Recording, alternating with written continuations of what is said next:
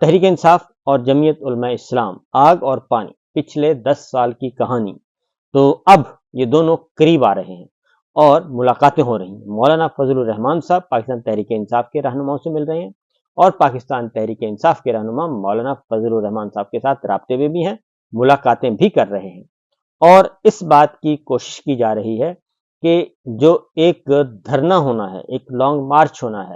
جس کے متحد جس کا آخری اور الٹیمیٹ جو ڈیمانڈ ہے وہ ہے 8 فروری انتخابات کا دن جو تھا، مینڈیٹ کی واپسی، جو مینڈیٹ چوری ہوا ہے اس کی واپسی۔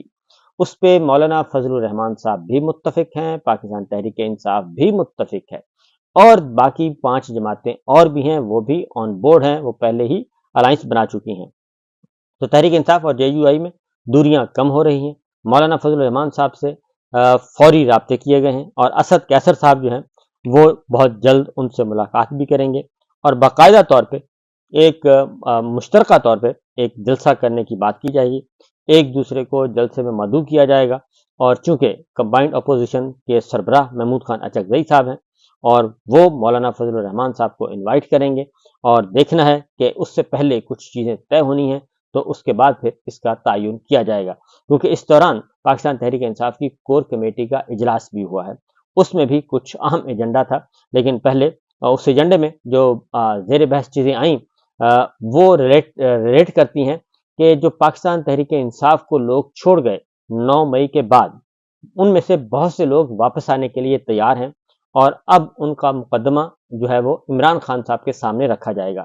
ان میں کون کون سے رہنما ہیں؟ فواد چودھری صاحب کہتے ہیں میں تو پاکستان تحریک انصاف کبھی چھوڑ کر گیا ہی نہیں، میں پاکستان تحریک انصاف کا ہی حصہ ہوں، پاکستان تحریک انصاف میں ہوں، میں نے کوئی اور جماعت جوائن نہیں کی، اور میں نے الیکشن بھی نہیں لڑا صرف اس وجہ سے، اور جیل بھی گیا تو اس وجہ سے کہ میں عمران خان کا ساتھ تھا، ہوں اور رہوں گا۔ اب فیصلہ عمران خان صاحب نے کرنا ہے ہمارے مستقبل کے بارے میں۔ شری مزاری صاحبہ، شری مزاری جو ہے وہ بھی کہتی ہیں کہ میں ابھی تک پالیٹکس سے الگ ہوں، لیکن میں نے ابھی کچھ فیصلہ نہیں کیا، لیکن اطلاعات یہ ہیں کہ شری مزاری صاحبہ بھی دوبارہ متحرک ہونے والی ہیں پاکستان تحریک انصاف کے لیے۔ صداقت عباسی صاحب ہیں، علی نواز اوان صاحب ہیں، اور ان کے ساتھ ساتھ عثمان ڈار ہیں، انہوں نے بھی واپس آنا ہے، اور وہ بھی واپس آ کر پاکستان تحریک انصاف کو جوائن کریں گے۔ یہ تو ایک ایسی لاٹ ہے جس کے بارے میں ملکہ بخاری ہیں اور بھی بہت سارے لوگ ہیں، لیکن یہ جو ہیں نون لوگ ہیں، اور تقریباً کم و بیش جتنے بھی لوگ گئے ہیں چھوڑ کے، وہ سب کے سب واپس آنے کے لیے بے چین ہیں، اور ان میں سے ایک اور بھی ہیں علی زیدی صاحب۔ علی زیدی صاحب نے پچھلے دنوں کچھ کلیم کیا انٹرویو میں، لیکن پاکستان تحریک انصاف کے لوگ اور عمران خان صاحب کے انتہائی قریبی عزیز کہتے ہیں کہ ان کا 9 مئی کے بعد عمران خان صاحب سے رابطہ نہیں تھا، اور علی زیدی صاحب ان رہنماؤں میں شامل ہیں جن کا نمبر عمران خان صاحب نے بلاک کر دیا تھا اور اپنا نمبر چینج کر لیا تھا۔ لیکن دیکھتے ہیں کہ کیا ہوتا ہے اور کیا نہیں، جب تک عمران خان صاحب باہر نہیں آتے۔ اب اس میں جو صورتحال سامنے آ رہی ہے، جو کور کمیٹی کا فیصلہ ہوا ہے، اس میں نمبر 1 کچھ فیصلے کیے گئے ہیں، اور اس میں جو مین آئٹم ہے وہ میں نے آپ کو بتا دیا کہ جو لوگ پارٹی چھوڑ کر گئے ہیں ان کا بارے میں فیصلہ کیا جائے گا، اور ان کے بارے میں عمران خان صاحب فیصلہ کریں گے، کیونکہ اب اپلیکیشنز بھی آ چکی ہیں اور لوگ سوال بھی کرتے ہیں، اور پھر پارٹی کو آگے لے کر بھی جانا ہے۔ اور اجلاس میں ایک بات کا فیصلہ کیا گیا ہے کہ پاکستان پیپلز پارٹی، مسلم لیگ نواز اور ایم کیو ایم کے علاوہ باقی تمام سیاسی جماعتوں کے ساتھ سیاسی اشتراک پر بات ہو سکتی ہے،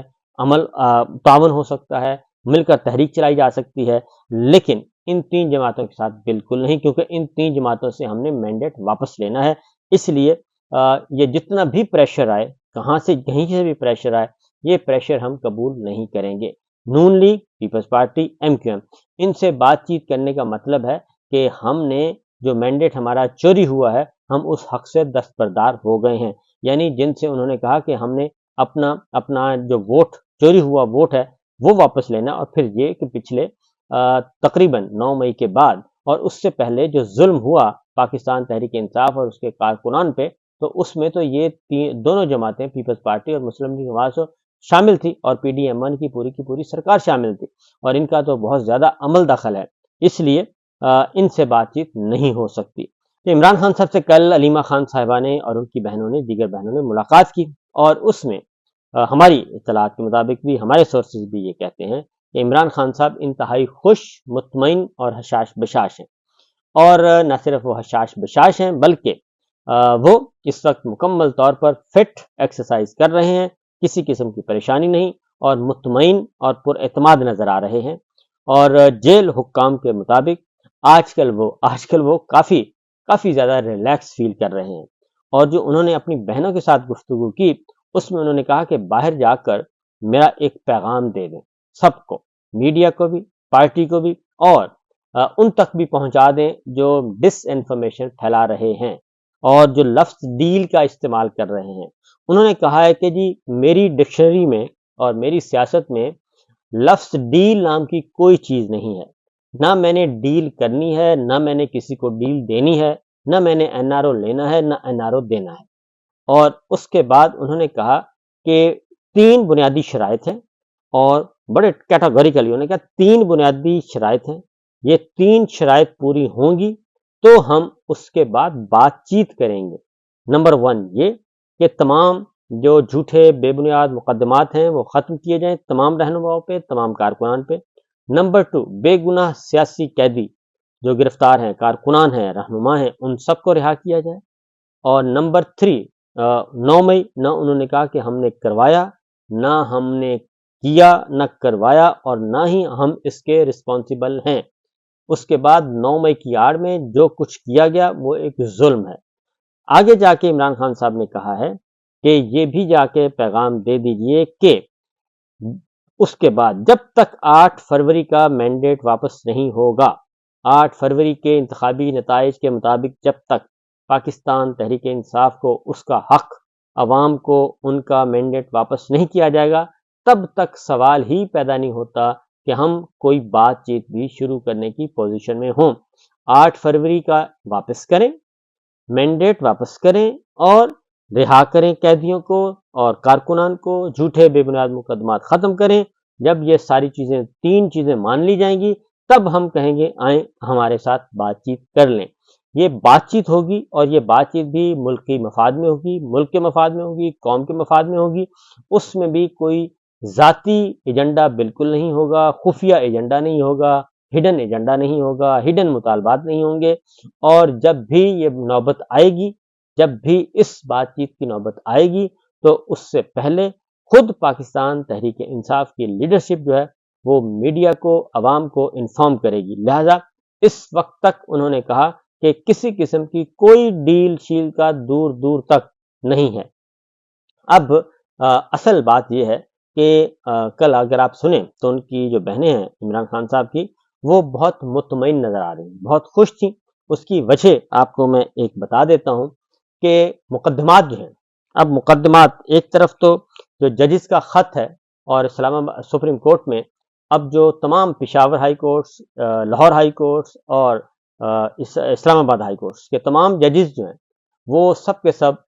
بیک زبان ہو چکے ہیں، متفق نظر آ رہے ہیں کہ بالکل یہ سب کچھ ہو رہا ہے، دھاندلی ہو رہی ہے، بلیک میلنگ ہو رہی ہے، پولیٹیکل وکٹمائزیشن ہو رہی ہے، جوڈیشری میں مداخلت ہو رہی ہے۔ اور قاضی فائز عیسیٰ صاحب نے کل بہت کوشش کی، لیکن جسٹس منصور علی شاہ صاحب نے، جسٹس اطہر من اللہ صاحب نے ببانگ دوحل کا کہ جناب چیف جسٹس صاحب آپ درست نہیں کہہ رہے۔ لہٰذا